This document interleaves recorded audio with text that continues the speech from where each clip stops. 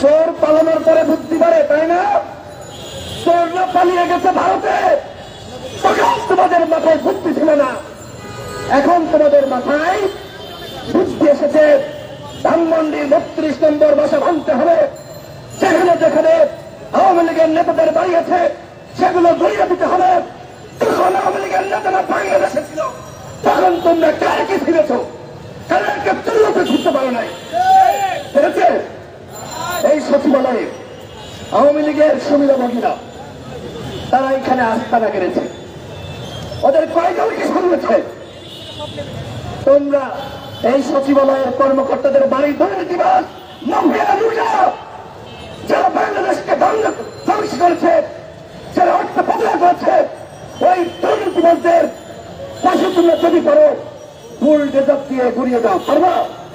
পারবা না। তোদের উল্টো কি করেছে আমরা জানি। আব্দুল জাহেল বলেছে এসপি নিয়োগ হয় কত লাগে? কত বলেন তো?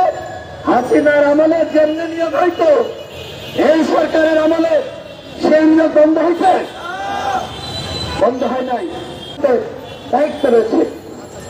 অথচ আমরা দেখতে পাচ্ছি এই সরকার দায়িত্বে থাকা অবস্থায় বিভিন্ন জায়গায় যে ঘটনা ঘটছে, বিদেশিদের কাছে কি বার্তা যাচ্ছে যে ইউনুস কিছু পারে নাই, ইউনুস কোনো কিছু কন্ট্রোল করতে পারে নাই।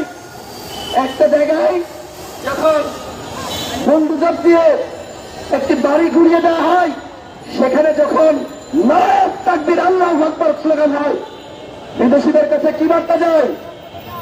বার্তা যায় দেশে মৌলবাদের উত্থান হয়েছে। এবং হাসিনা যেটি প্রমাণ করতে চেয়েছিল সেটি কিন্তু প্রমাণ হয়ে গেছে। গতকালকের ঘটনায় হাসিনা জিতেছে আর তোমরা পরাজিত হয়েছ। এখন হয়তো এই কথা শুনে অনেকে বলবার আসে কি কয় 2 বছর পরে টের পাবা, 5 বছর পরে টের পাবা। আমরা সত্য বলছি নাকি মিথ্যা বলছি?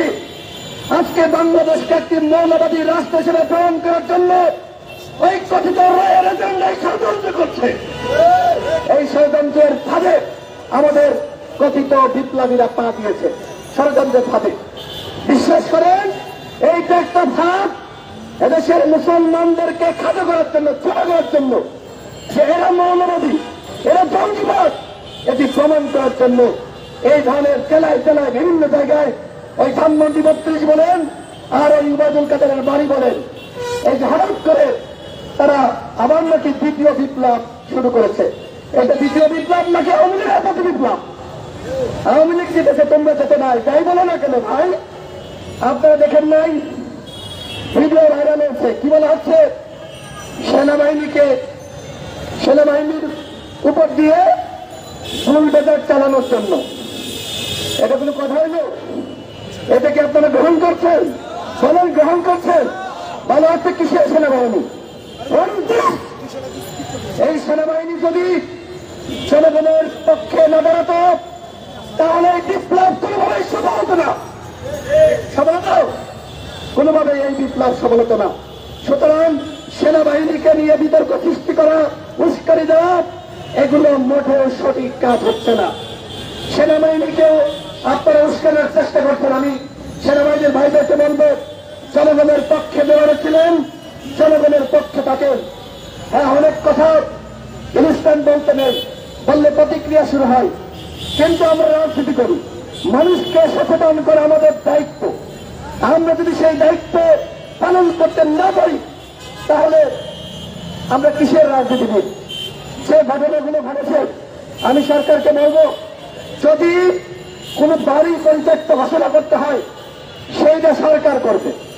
এই মুহূর্তে যদি সরকার দায়িত্ব রয়েছে, যদি কোনো বাড়ি ভেঙে ফেলে লাগে তাহলে সেটি সরকার তদন্ত কমিটি গ্রহণ করবে যে এই বাড়ি পরিত্যক্ত হয়ে গেছে, যে কোনো সময় এই বাড়ির ছাদ ভেঙে পড়তে পারে, এই বাড়ি ভেঙে নতুন বাড়ি নির্মাণ করতে হবে।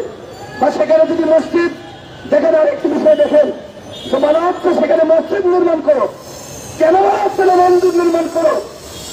প্রত্যেকটা ঘটনার পিছনে কি রয়েছে, কিসের বন্ধ রয়েছে, এগুলো আপনারা বাংলাদেশের মানুষ বেশি আবেগে নিতেন না, একটু খতিয়ে দেখেন বাংলাদেশকে তারা জঙ্গিবাদী রাষ্ট্র হিসেবে প্রমাণ করতে চায়, বাংলাদেশকে তারা মৌলবাদী রাষ্ট্র হিসেবে প্রমাণ করতে চায়।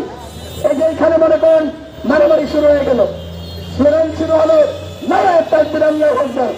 কি বার্তা দেবে? মৌলবাদী উত্থান হয়েছে, এই যে মৌলবাদীরা বিশৃঙ্খল মারামারি করছে।